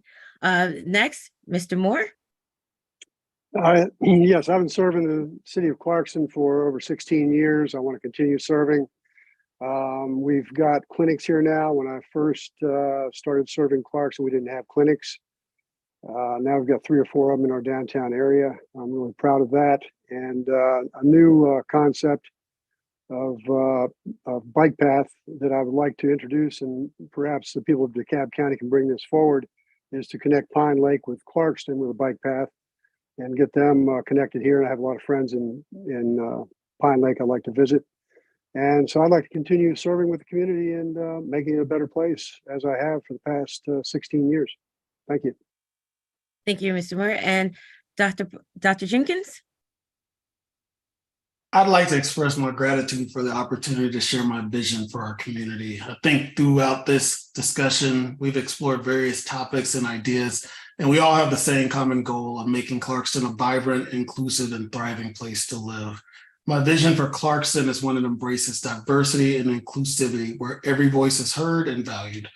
I will advocate for initiatives that foster economic growth, supporting local businesses and attracting new opportunities to our vibrant downtown area. I'll prioritize the development of parks and natural spaces that allow us to come together, enjoy the outdoors, and create lasting memories with our families and friends.